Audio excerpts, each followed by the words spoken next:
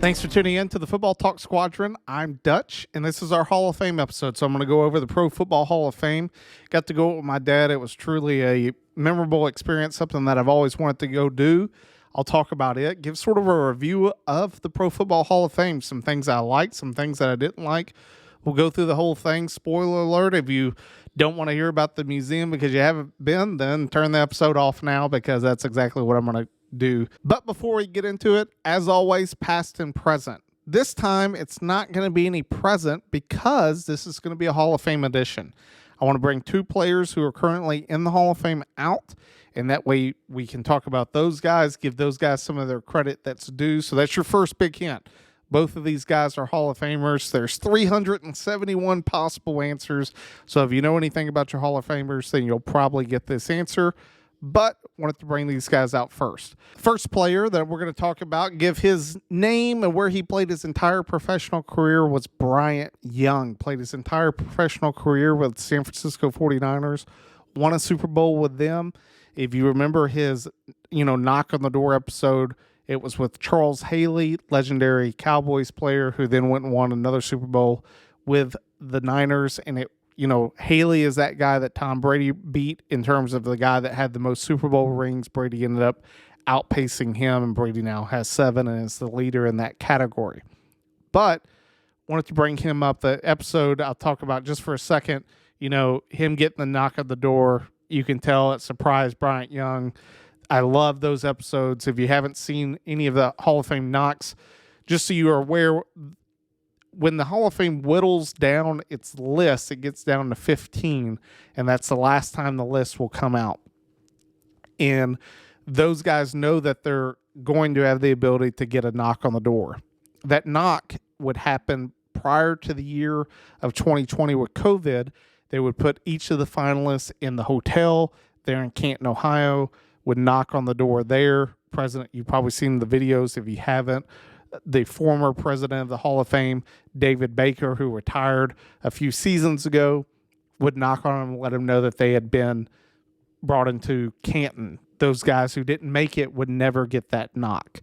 So when COVID happened, David Baker actually went to each of the players' homes to let them know. And now that David Baker is retired, what they've transitioned is instead of the president of the Pro Football Hall of Fame going and knocking on their door, it's another Hall of Famer giving that knock, and I love it. It's made it amazing. Not that there was anything wrong with David Baker, but the Hall of Fame really hit that one right and made it so that it's really impactful. You see it on those guys' faces. I love it. Highly recommend to go watch Bryant Young's video of him getting that knock on the door. But where did Bryant Young play? We'll go back to that since we're doing past and present. Your big hint, and this is almost too big of a hint, but I figure I'd give it. Played for a non-Power 5 school, but still one of the non-Power, like it is a prominent school, but it's not one of your outlier conferences, which is more of the hint, is that it's not in a conference. So that probably gave it away for any of you who know anything about college football. There's only a handful of teams who are independent. This is one of them. If you need a little bit more time, go ahead and pause because the answer is it's Notre Dame. Notre Dame is where Bryant Young went to school, came out, played defensive tackle for the Niners for years. Really, really good ball player. And by really good, I mean he's a Pro Football Hall of Famer. You can't argue with what he left on the field. What he did was a great player coming out in college. He went in the first round of the 1994 draft, 7th overall pick. I thought he was a great player to bring up first. Someone that my dad, he enjoyed looking at Bryant Young's bust when he saw him in the Hall of Fame. He didn't even know he had gotten in. So it was a pretty unique moment with my dad standing there getting to see that. I actually pulled up the video of him getting the knock on the door from Charles Haley. It is pretty awesome in the Hall of Fame. The second player, and the reason I talk about the bust with my dad is the second player I saw this guy's bust, and I didn't know where he went to school, but my dad knew where he went to college. So I figured I'd bring him up for you guys to see if you guys can beat me. And who was this guy? So this guy went to the University of Arkansas, was drafted in the first round, 20th overall in the 1989 draft, played all of his career with the Denver Broncos except for his last year in which he played for the New York Jets. So Arkansas, then the Denver Broncos, followed by the New York Jets, 1989 draft. Your hint, two things. One, defensive player. And the second one, and this is more of an austere hint, which I think is good because of the limited amount of guys that are in the Hall of Fame. I'll just mention another player, and I'll get to it here in a second, which is Christian Okoye. You know, if you remember the Kansas City running back from, they called him the Nigerian Nightmare. He was a hoss of a running back, impossible to get down. And the guy that I'm talking about that's in the Hall of Fame had an iconic moment with this guy. If you need a little bit more time, go ahead and pause because the answer is it's Steve Atwater. And the reason I bring up Christian Okoye is Steve Atwater is the only guy that, it is him and Christian Okoye. Go look it up on YouTube. They are mano running right at one another at the goal line, and Steve Atwater knocks him backwards. And everyone talks about it because no one had done that to him. It's the modern day equivalency of being one-on-one with a safety and Derrick Henry, and a safety putting Derrick Henry by himself on his rear end. You don't see it. So thus when it happened, it was iconic. Steve Atwater he is Hall of Fame safety, won 2 Super Bowls with the Broncos when they beat the Packers and then beat the Falcons, was an integral part of that defense, was able to get in the Hall of Fame later in his career, or later in the process of being a Hall of Famer. Wasn't a first ballot Hall of Famer, but I wanted to bring him up. We don't get to talk defensive guys that much with the pick'ems. I know that we tend more to the offensive guys, but I wanted to bring those 2 defensive guys out being in the Hall of Fame, and it had a story behind it being at the Hall of Fame. I thought those would be 2 good guys to pull out. But getting into the Hall of Fame. So I think the important thing to start off with is sort of understanding the context of why me and my dad got to go. So I've always wanted to go. I know my dad's wanted to go. I was on Twitter. I follow the Pro Football Hall of Fame, and I saw a tweet that they had this event going on up until, I think, February 19th, and it's called A Legacy Forged in Black and Gold. And I got this terrible towel that the Pro Football Hall of Fame was putting out. It has all of the Hall of Famers that's ever been inducted to the Hall of Fame from the Pittsburgh Steelers on this terrible towel. We got that. I'll throw that up here on the helmet for the rest of the show. But I saw that. My dad grew up a huge Pittsburgh Steeler fan, grew up in the days of the Steel Curtain. For him, I called him. I said, hey, do you want to go? And he was like, absolutely. So their exhibit that they have right now has all 6 Super Bowl trophies from the Steelers. Are no longer in Pittsburgh. They're in Canton for this period of time. They have all of the Super Bowl rings displayed. They had some videos going on also about the Rooney family and the team, about Franco Harris. Wanted to talk about that. They had a game used jersey by Troy Polamalu there, and they had pulled all the bust out of the bust room that were Pittsburgh, all the Hall of Famers that they had, and lined them up separately as a team.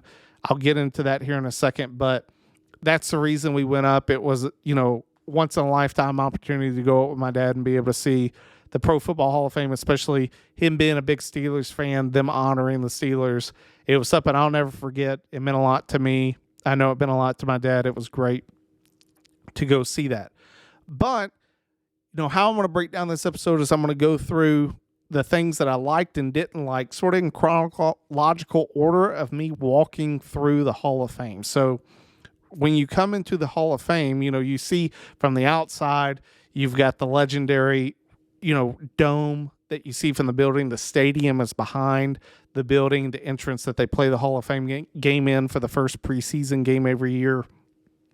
You walk into the building, in the class of 2023, their individual lockers are in the atrium of this building, and they each have their own locker. It's, just a glass case that has their name, and then it has some memorabilia. Some of it is game worn. They had Rondé Barber's jersey, they had Zach Thomas's jersey, Darrelle Revis's jersey, and all those different guys from the class of 2023. One of the things that me and my dad really liked and got to laughing at is in Darrelle Revis's locker, it was one of his notebooks that he was taking notes in. It just so happened they opened it up to the page that they were playing the Tennessee Titans, and in that it said Vince Young, keep in the pocket. That's his weakness, as being a pocket passer. And me and my dad just died laughing at that, because even back in the day before, Vince Young didn't make it in the NFL, people knew that his weakness was being a pocket passer. I found that hysterical that was the page that they opened it up to. Zach Thomas also had a notebook, and it was interesting. He had, Peter King, all these guys that had called for the Dolphins to get rid of him, that were saying he was washed up, wasn't the player that he was supposed to be. He hadn't in that notebook prove all these guys wrong. It was cool just sort of seeing when these guys played, what motivated them, what notes they were taking, what meant them, what defined them. There wasn't a ton else of those guys. It was just that individual locker. Outside of that, there wasn't a lot to them except for their busts, which were upstairs.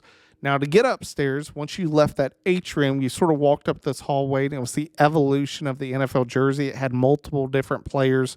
Started off with Peyton Manning, Ray Lewis, worked its way down until you got all the way down to Jim Thorpe standing there in the Canton Bulldogs, old school football uniform. And this leads you to under the dome that you see from all the pictures of the Hall of Fame.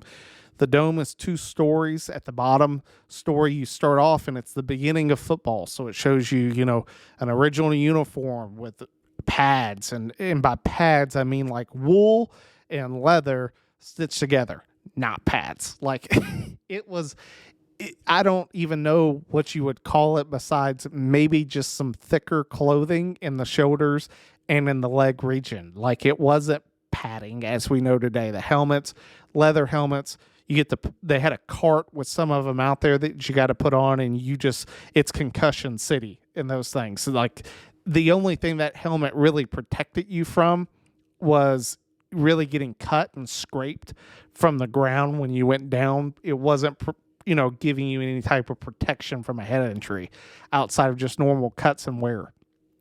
But in the lower level, walks you through each decade of football and how the game progressed and the different teams and where those teams went. Some of them that, no longer exist. The ones that do exist today, have the Chicago Cardinals at the time that are now the Chicago Bears. In the Stanley Decanters, I believe that's name is, the Chicago Cardinals became the Arizona Cardinals, and the Stanley Decanters became the Chicago Bears. Interesting enough that you had that separation, but 2 of the original teams that are still in existence today, the oldest NFL teams, you walk through the rotunda at the bottom, and all of it is really, I would say, pre-Super Bowl era. It's the best way I could describe it. You see some guys that you've probably heard about if you know anything about football, like Y. Tittle and guys like that, but it's nothing that you remember. There's hardly really any film on these guys. It's very sparingly that they do have film, and the film that they do have, it's like watching a movie. Go to the movie theaters right now, go watch a movie, and then go put in something from the 1980s. You sit back, you're like, dude, what is this? Like, what camera did they film this on? The level of technology and how it's grown. You go look back at those old game films, there's no sound, there's no commentators, it's poor quality. You can barely sort of see what's going on. You get the gist of it. But, the way that we highlight football games now and how we show them in all the different angles and everything has made the game from a viewing standpoint tremendously better, and especially being able to go watch old games. So much easier to do that now than back in the day. That was the big lesson that I took away from it. You go upstairs, and it really gets into the Super Bowl era, and this is where the first time that I sort of start having some, I would say, issues with the Hall of Fame. And this is why. And I want to bring this quote up before I critique anything from the Hall of Fame because of something that the Hall of Fame themselves has said. And you'll see it if you ever watch the videos of the Hall of Fame knock. David Baker says this every single time that he tells someone that they're coming in the Canton. You know, he says, I want to welcome you to Canton where your legacy is going to be, you know, forever protected here in the Pro Football Hall of Fame. And that statement of ensuring that their legacy lives forever in Canton is something that I sort of found myself tussling with how the Hall of Fame has been updated and also the information that's available for you to learn about these guys. You'll see where I go with this as I go from room to room, but we'll start in this upper rotunda underneath the dome. And the first thing I'll bring about it is you can really tell that this entire area has not changed since, I would say at best, the early 2000s to the late 90s. The reason is there's a lot of different things that they have that are cool, and I'm not arguing that, but it is dated. You know, they have different hand casts. They have Willie McGinnis. They have Warren Sapp and Marshall Faulk, which is great. No one knew. The quarterbacks that they have, you know, you have Troy Aikman's hand. They have a football that you can put your hand on that sort of gives you the feel of how big that quarterback's hand was. They have Troy Aikman and Jim Kelly, but no one knew. You know, I was sort of expecting, like I had always heard that, you know, the reason Brett Favre could throw the football so hard was how big his hand was, his grip on the football. You're sort of expecting that, or to see Peyton Manning or Drew Brees or, you know, Tom Brady, just some of the guys from today you don't get. And one of my bigger hints that this hasn't been renovated in quite a while was one of the key pieces of information. They have a section that's just dedicated to records. It's a screen, and you can select the specific category. And one of the ones that I selected was passing. I just sort of wanted to see how they talked about it. And they brought up, you know, Dan Marino, and then they got to Brett Favre, and they show Brett Favre breaking Marino's record. And then they go, and Brett Favre now sits third in this category. And they don't mention that, Drew Brees and Tom Brady are 1 and 2. And now that Tom Brady and Drew Brees are both retired, those categories are set. And the fact that that wasn't like hit on of that who actually owns the record really sort of blew my mind, because both of these guys, Peyton broke the record a long time ago, and Brett Favre now isn't even sitting at third. Manning broke it, then Brees, and then Brady. Like, they missed the mark. Like, I sit back and I look at it and I go, you're a $30 billion industry. That's what the NFL is every single year. That's what they generate in revenue, $30 billion. And that's the best that you can do. Like, we're talking about Hall of Famers. Like, you talked about, you're preserving their legacy.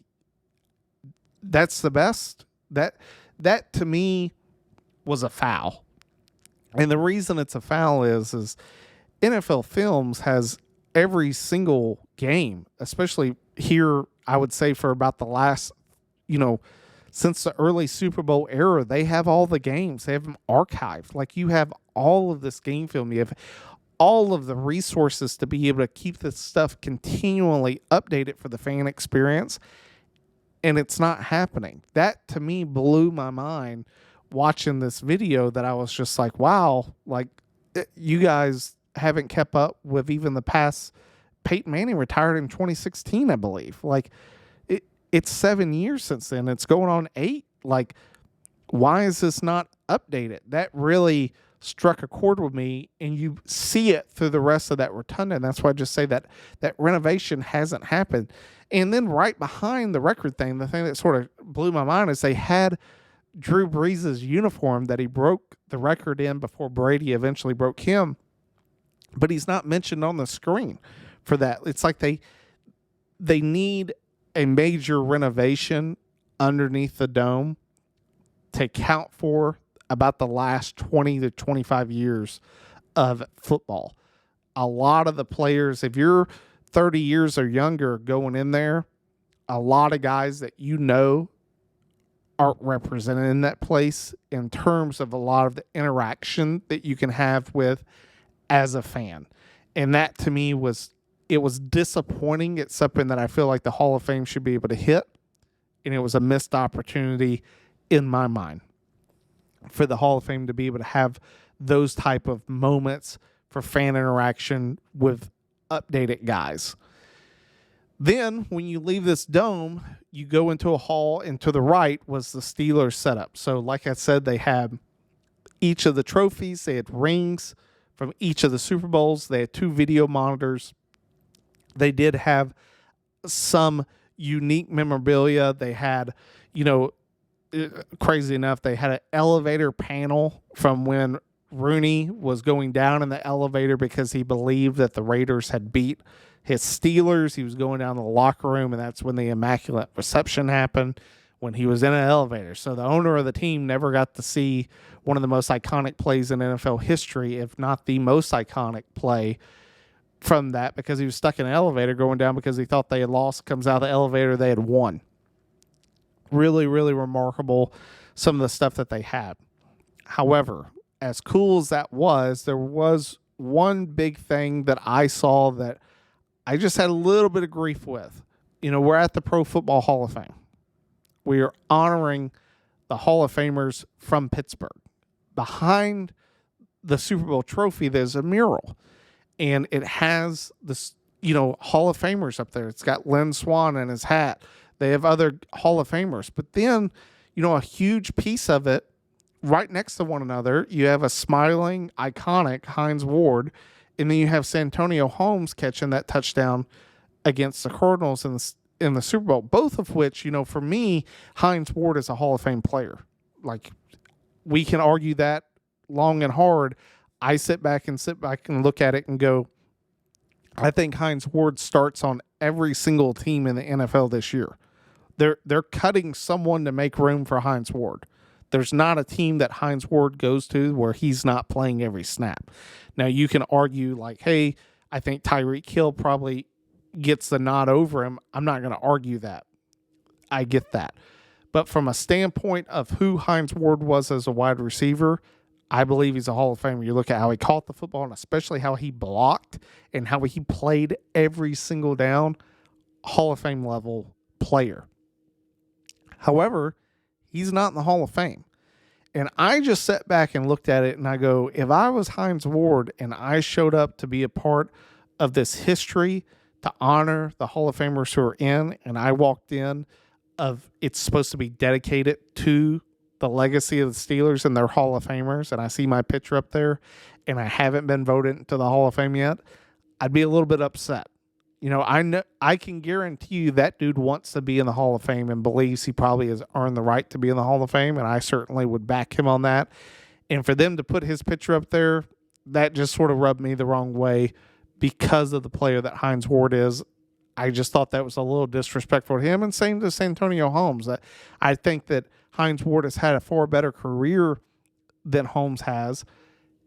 To put both of those guys up there when you have John Stallworth, you have all, this entire towel of different guys that you have and all their busts are there that you couldn't put just Hall of Famers up.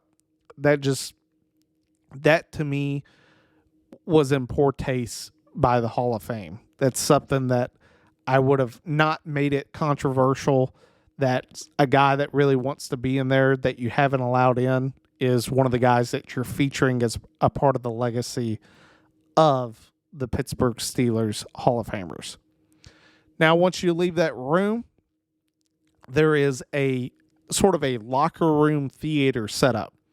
You go in there in a holograph of, there's bleachers in the middle, just wood bleachers, and either side there's about 6 lockers. They all have different players' jerseys in there. None of them are real jerseys or game worn or anything. They're just, stitched jerseys that it looks like they came out of the pro shop. They're hung up with some cleats and stuff. But it's a hologram of Joe Namath. He comes out, gives you a little bit of talk. It sort of starts off a little like a pregame, super loud, some thunder. There's some like chants. It's not anything from current NFL players.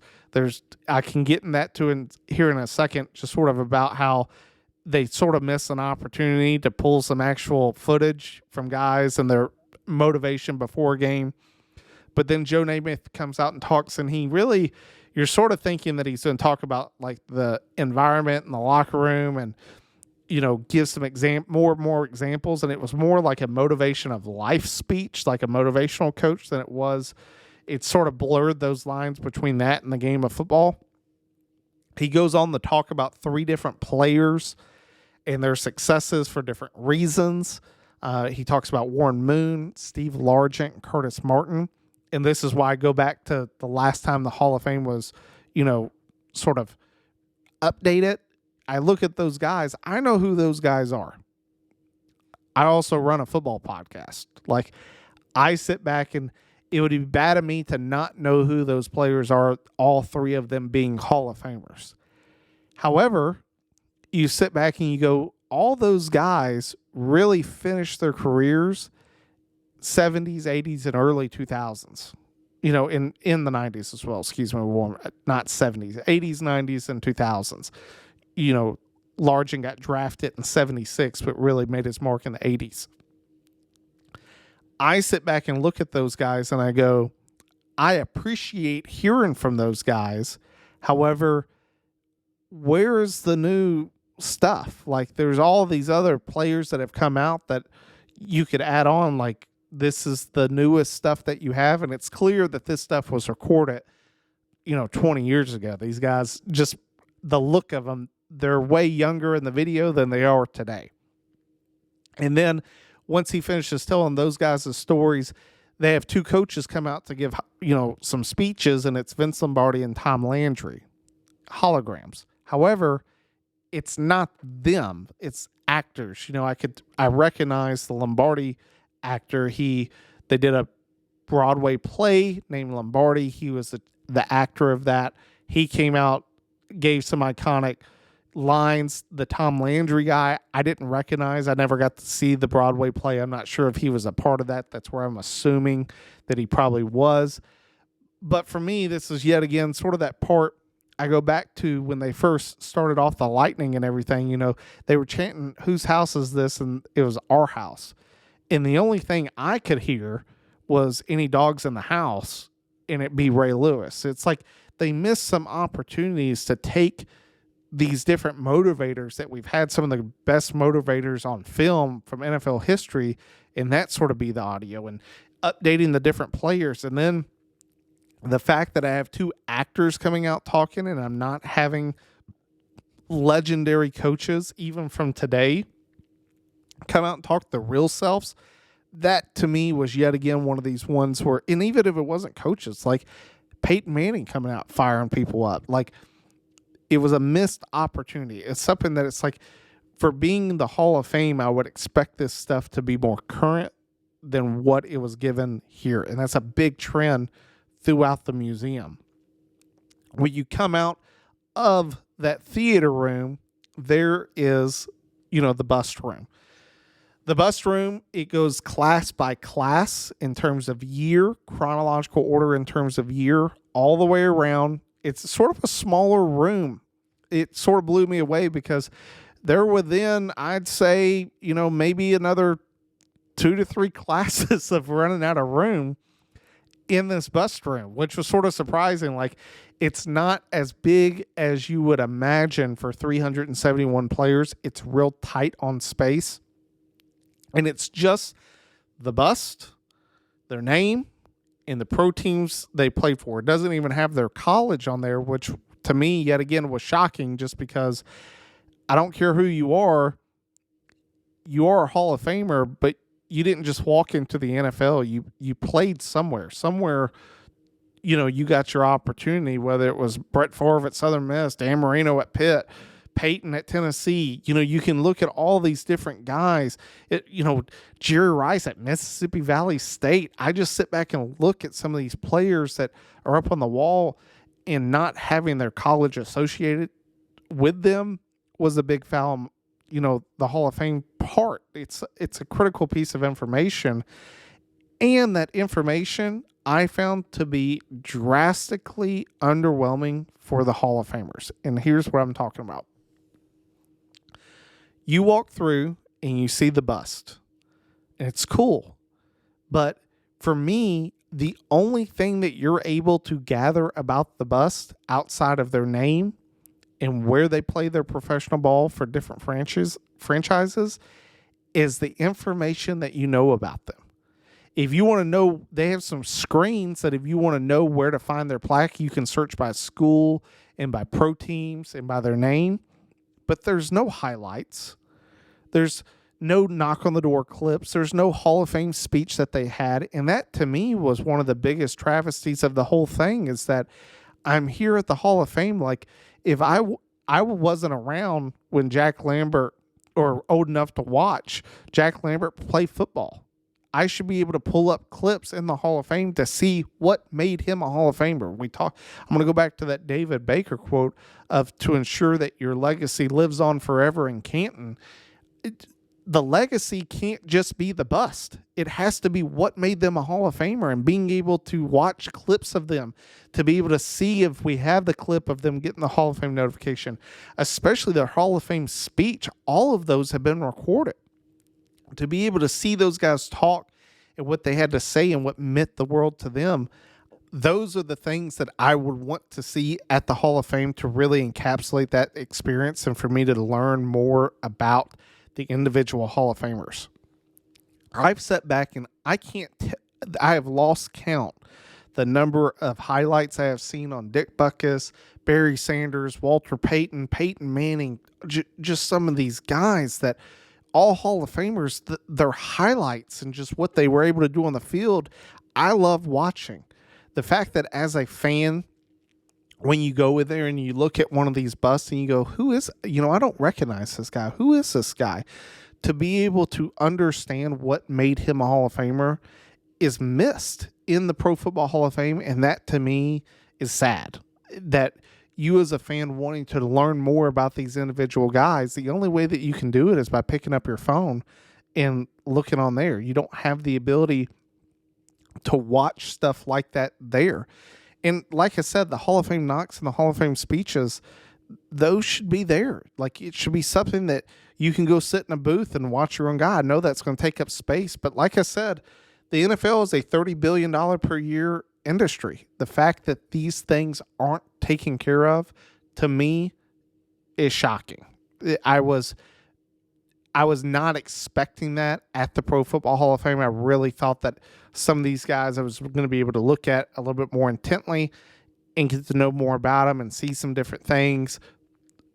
It was a big missed opportunity by not just the Pro Football Hall of Fame, but by the NFL to really highlight these guys and talk about them more. You leave there, you go down the hall, they have some current player stuff, a lot of new memorabilia, which is cool, and I did appreciate. They had a lot of stuff from the season. They had, the Ravens, when they lost to the Steelers, they had a game ball in that rain game this year with Tomlin's headset. It was also, a big moment for Tomlin and his wins that, put him in a different category. They had the ball from that. They had a Mahomes jersey. They had, Tyreek Hill's jersey when he set, a record for yards for the Dolphins. A bunch of different things. They had stuff from that year. And don't get me wrong, I loved it. Like, I love seeing stuff like that.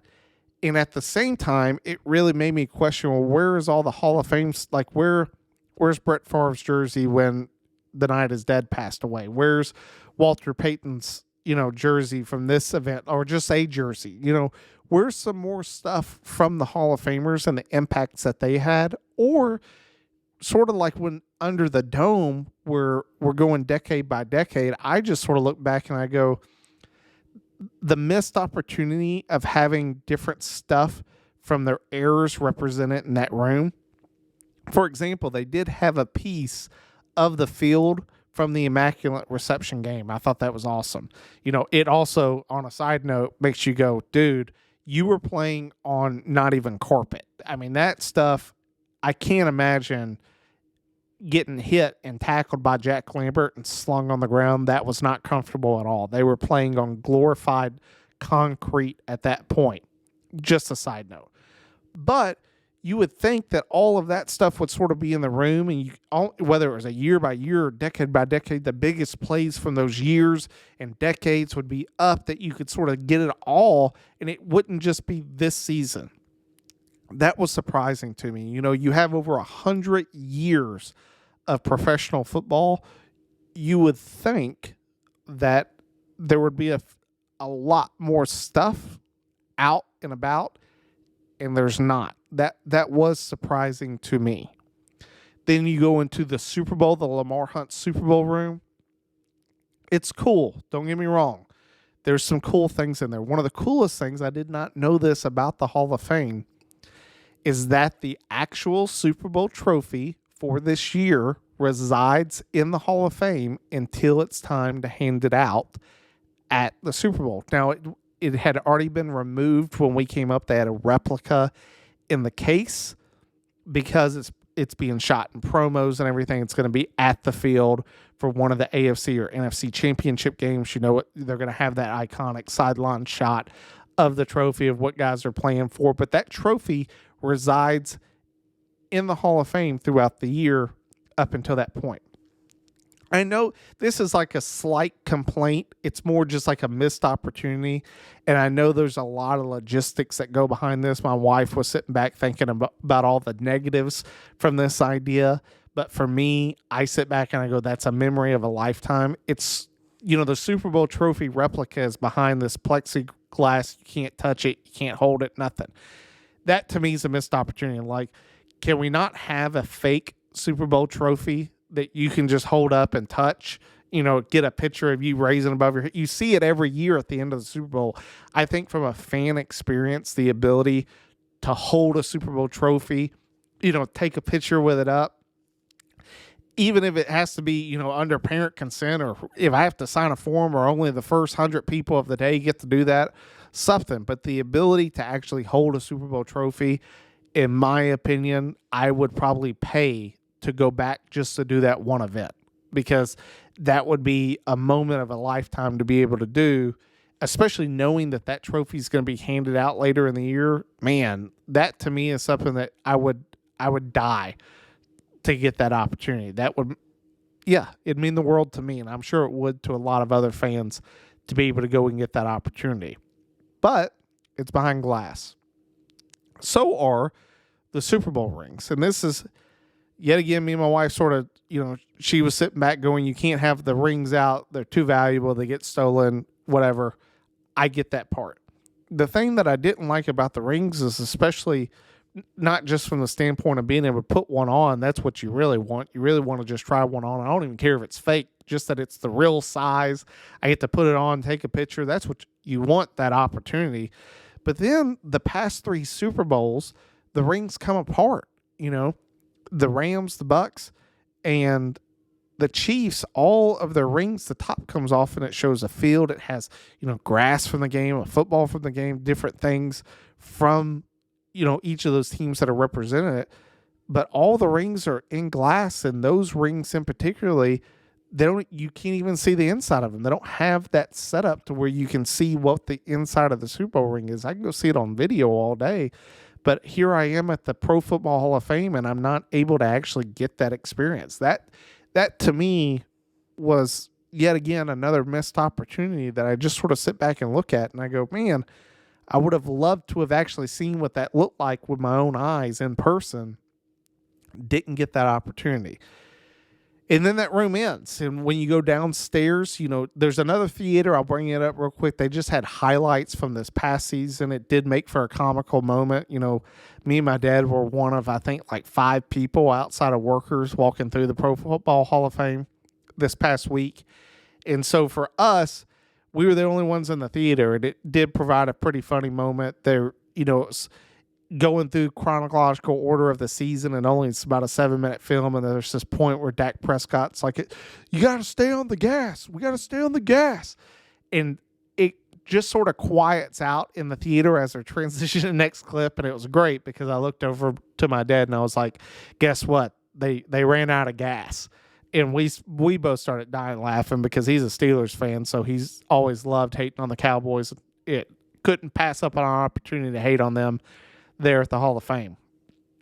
So we both got to laughing with that, but they show just a little 7-minute spiel about last season, real quick, gets to the point, Super Bowl, the end. You walk out of there, you go downstairs. Downstairs is the Black Hall of Fame. So the Black College Hall of Fame is the headquarters are located in Atlanta, but the actual museum pieces for both professional and collegiate is located at the Pro Football Hall of Fame in Canton, Ohio. So downstairs, they have a lot of those players.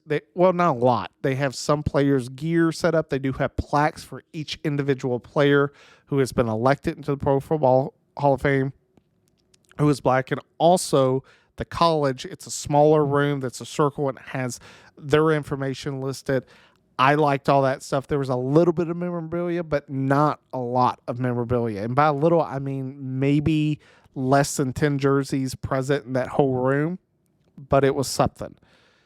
Then you go around the corner and there's the pro shop. There was a cafe, but it was closed when we were there. In the pro shop, you get in.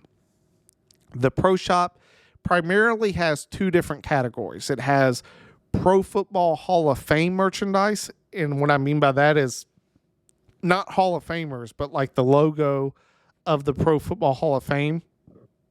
They have that. And then they have each individual team. These teams, they have some of the players who are Hall of Famers. They have some stuff. They have jerseys and hats, and they got a bunch of different items, but they don't have as much stuff as you would think. Like, I didn't see any creamsicle jerseys for the Bucks. I didn't see any Philly green jerseys with the Eagles. Some of that stuff was missing. And that, to me, was a little... I was surprised by that they didn't have that stuff there in the Hall of Fame. The other big thing that I was really surprised about is I was expecting this store to have more stuff from the Hall of Famers available for sale.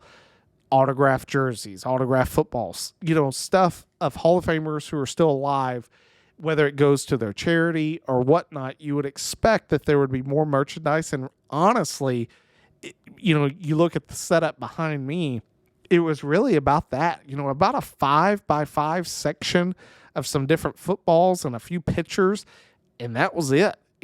So you got 341 members, and you barely had any stuff there from those guys, which yet again to me was sort of sad. Like, I'm not saying my wife would have been okay with me buying a signed jersey and coming home with it, but at least I would have been tempted with the opportunity. That's what I would have really appreciated, was at least get tempted by something.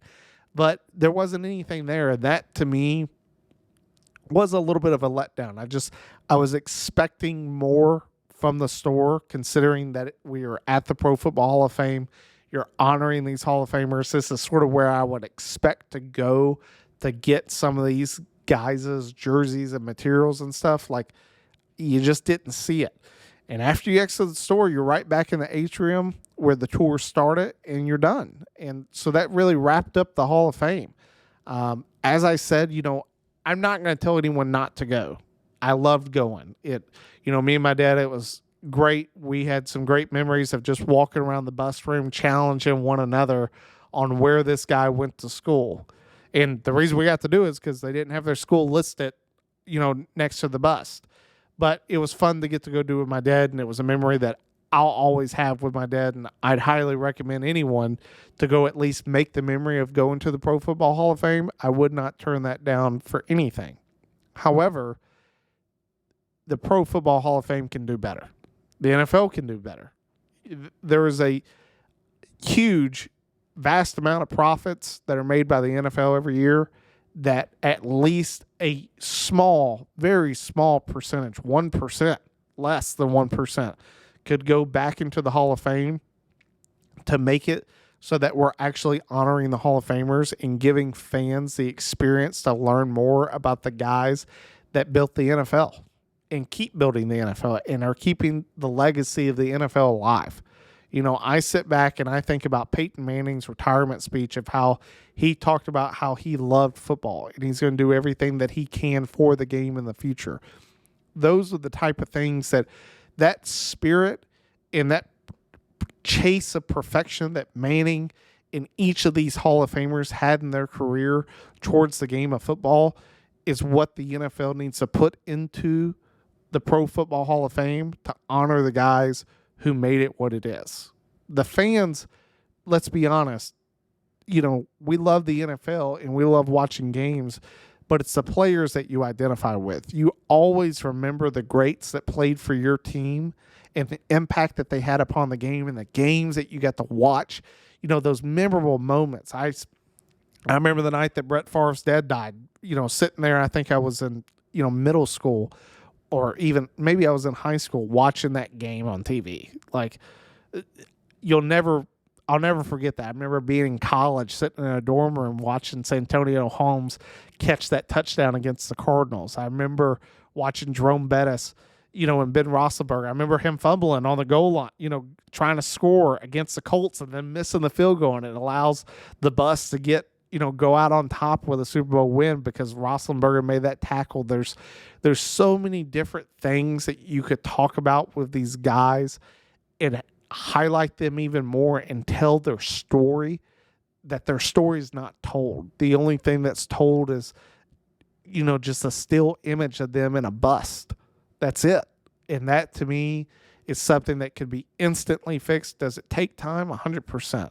But once that legacy is made and once those films are made, it's something that lasts forever, and it tells the story that gives the fans a little bit better of an experience going to the Pro Football Hall of Fame and being able to see why these guys are Hall of Famers.